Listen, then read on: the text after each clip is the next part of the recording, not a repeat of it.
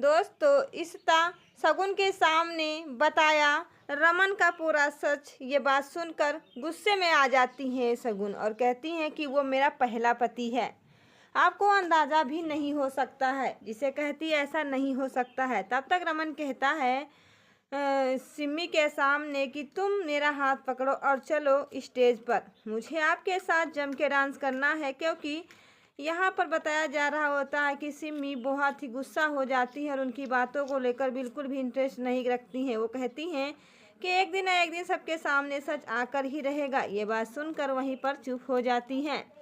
मगर तब तक क्या होता है, रमन सिमी के सामने ले जाती हैं इशिता को स्टेज पर और वहाँ पर डांस करना शुरू कर देती हैं, जिसकी वजह से उनको तो ये लगता है कि मुझे मानते ही नहीं है, मैं उनकी पत्नी है ही नहीं। मगर वो तो शगुन को जलाने के लिए बहुत ही बड़ी चाल चले होते हैं, जिसकी वजह से वो स्टेज पर जाती हैं और उनको अंदाज़ा भी नहीं होता कि मैं कहना भी क्या चाह रहा हूँ।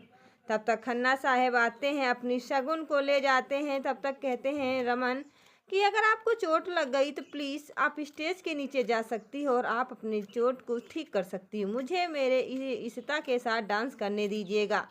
ये बात कहकर वहाँ से निकल जाते हैं रमन शगुन से, जिसकी वजह से वो डांस करना शुरू कर देते हैं, जिसकी वजह से उनको देखा देखा नहीं जाता है। और वो कहती हैं कि हाँ जो है सो अच्छा है और आप लोगों को भी मैंने बताया जो भी है।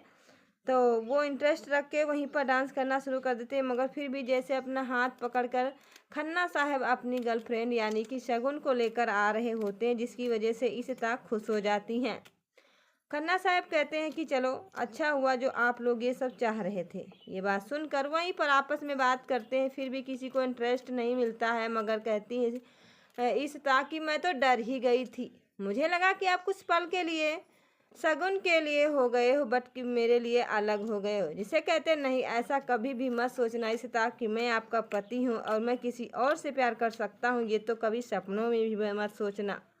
ये बात सुनकर इशिता कहती हाँ मुझे आप पर ट्रस्ट है, यानी कि भरोसा है, आप किसी के साथ ऐसा नहीं कर सकते हो, मैं सिर्फ और सिर्फ तुम्हारी पत्नी हूँ। इतना कहने के बाद वहीं पर आए हुए होते हैं परम, जिसकी वजह से ये कहकर वहाँ से इशिता चली जाती हैं। मगर शगुन देखती हैं, जिसकी वजह से उनको काफ़ी ज़्यादा गुस्सा आ जाता है। शगुन कहती है कि तुम मुझे मेरे पति परम से दूर रहकर आप खुश रहोगी, ऐसा तो मैं कभी हरगिज़ नहीं करूँगी, मुझे कुछ ना कुछ तो ज़रूर करना पड़ेगा। ये बात सुनकर परम आ जाता है। परम जैसे सिमी देखती तुरंत गले मिल लेती है और रोने लगती हैं। कहती हैं आप इतने दिन तक कहाँ थे परम। जिसे कहती मुझे भी पता था कि मेरी आपको याद आती होगी, बट मुझे भी आपकी बहुत ही ज़्यादा याद आ रही थी सिमी, जिसकी वजह से वो इधर उधर देखने लगती हैं। जैसे रमन कहता कि मैं आपका पति हूँ, फिर आप इधर उधर देखकर डर क्यों रही हो, क्योंकि हमेशा आपका ही साथ देता आया हूँ और हमेशा आपका ही साथ दूंगा। क्योंकि ये तो सिमी को पता नहीं होता है कि परम के अंदर कौन सी चालें भरी हुई हैं, जिसकी वजह से उनके बहकाए में आ जाती हैं और अपने दिल की बात बयां कर देती हैं।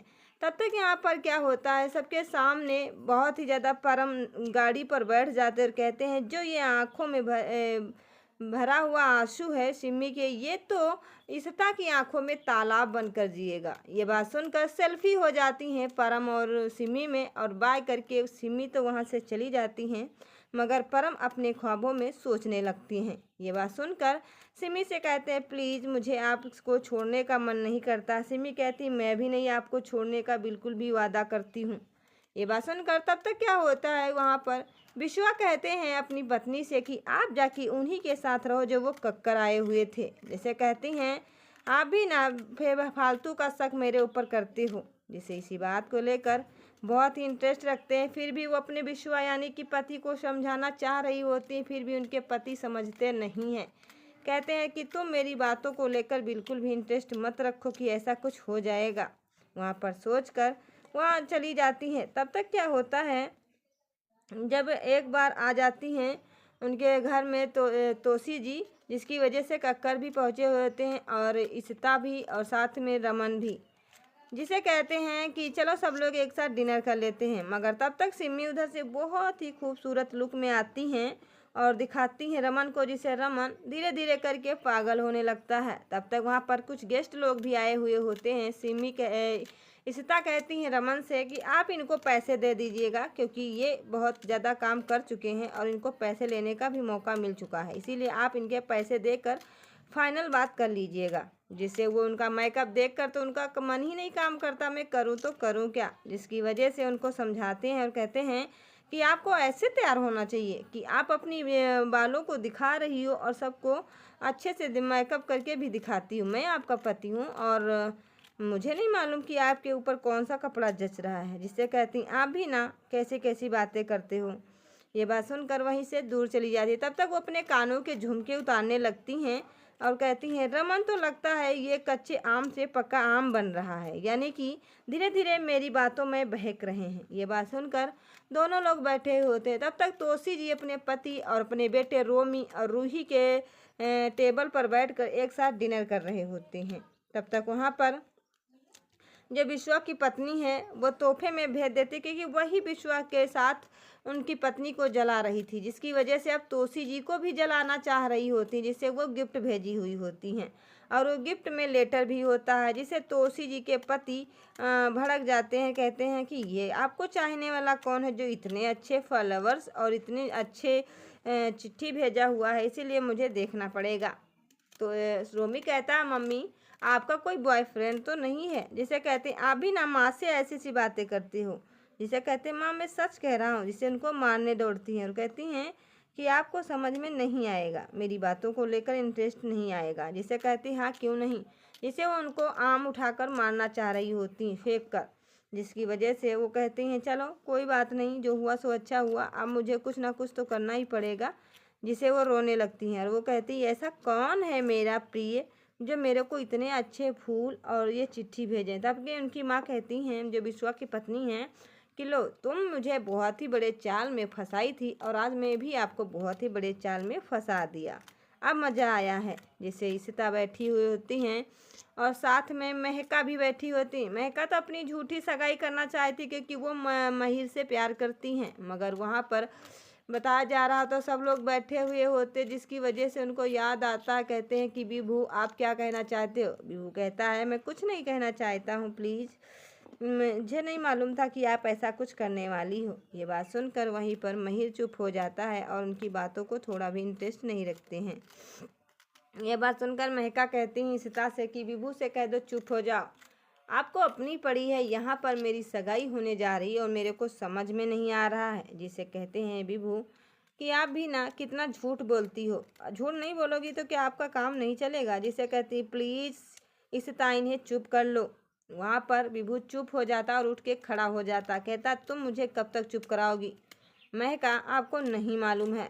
तब तक वहाँ पर महका की माँ कहती हैं कि मैं भी इशिता के सासू माँ को बहुत ही ज़्यादा सबक सिखाया, क्योंकि वो भी मेरे विश्वा के आगे बहुत ही बड़ी चाल चली थी, जिसकी वजह से मैं भी उनको सबक सिखा दिया। कहती वाह ये क्या कह रही हो। कहती वहाँ उनसे क्या मतलब, यहाँ पर मेरी सगाई नहीं हो रही और आप माँ जी ऐसी बात करती हो। कहती नहीं विश्वा तो देख लेते हैं, काफ़ी ज़्यादा इंटरेस्ट हो जाते हैं, उनकी माँ कहती हैं। तब तक वहाँ पर इशिता बैठी हुई होती है। इशिता कहती हैं अब मैं कौन सा भी जवाब दूँ मुझे नहीं मालूम, और आप लोग भी ना क्या क्या चाहते हो ये भी मुझे अंदाज़ा नहीं है। एक बार नहीं मैं बार बार कहती हूँ फिर भी आपको इंटरेस्ट नहीं, जिसकी वजह से मैं बिल्कुल चुप नहीं रह सकती। ये बात वहीं पर सुनकर वहीं बैठी रहती हैं। तब तक उनकी बेटी कहती है रूही की मेरी माँ है और मेरी माँ चची को बिल्कुल भी परेशान नहीं कर सकती हैं। कहती नहीं मेरी माँ की सगाई होने वाली है और आपको भी नहीं मालूम। रूही और उस लड़के में काफ़ी ज़्यादा ज़ोरदार से बातें हो रही होती हैं, जिसकी वजह से रूही वहाँ से उठकर अपने सीधे तोसी दादी के सामने आ जाती हैं। तोसी दादी पहले से भी परेशान होती हैं उस गिफ्ट को लेकर, और भी उन्हें समझ में नहीं आता कि मैं अब क्या ही करूं। तो दोस्तों आपको क्या लगता, क्या सच में अब यहाँ पर महका की खुल जाएगी बहुत ही बड़ी राज की पोल? तो राय मुझे ओपीएन कमेंट सेक्शन में ज़रूर बताना। अगर दोस्तों हमारी वीडियो अच्छी लगी तो एक बार लाइक कर लीजिएगा। चैनल पर पहली बार आएँ तो चैनल को फटाफट सब्सक्राइब करके बेल की घंटी जरूर दबा लीजिएगा, ताकि जो भी मैं वीडियो बनाऊँ उसकी नोटिफिकेशन आप तक सबसे पहले आए। इस बात को लेकर वहीं पर रमन पहुँचे हुए होते और रमन कहते हैं कि हाँ ये क्या कह रही हूँ माँ जी, आखिर में महका की सगाई, ऐसा तो हो नहीं सकता। कहती हैं हाँ वो महिर को जलाने के लिए अपनी झूठी सगाई करना चाह रही हैं, जिसकी वजह से उनकी माँ बहुत ही परेशान हो जाती। तब तक शगुन भी रो रही होती, कहती वो मुझे सबके सामने कैसे बेइज्जत किया, मेरे बिल्कुल भी रहा नहीं जा रहा, मैं तो कुछ ना कुछ ज़रूर करूँगी। तो दोस्तों वीडियो अच्छी लगी तो लाइक से सब्सक्राइब जरूर कर लीजिएगा। धन्यवाद, बाय बाय, टाटा। हेलो दोस्तों, कैसे हो? आई होप आप लोग भी अच्छे होंगे। फिलहाल आप लोग स्वस्थ होंगे। जय माता दी गाइस। और सुबह के बज चुके हैं 8 और मैं खाना बनाने जा रही हूँ। देख लो गाइस, मैं भिंडी काट रही हूँ। अभी इतनी सारी भिंडी मैंने कट कर लिया है और अभी मुझे और सारी भिंडी कट करना है, क्योंकि बहुत ही ज़्यादा लंबी फैमिली, जिसकी वजह से खाना मुझे बहुत ही ज़्यादा बनाना पड़ता है। तो आप लोग की वहाँ कितनी फैमिली है मुझे कमेंट सेक्शन में ज़रूर बताना। वीडियो अच्छी लगी तो लाइक से सब्सक्राइब जरूर कर लेना। Bye bye.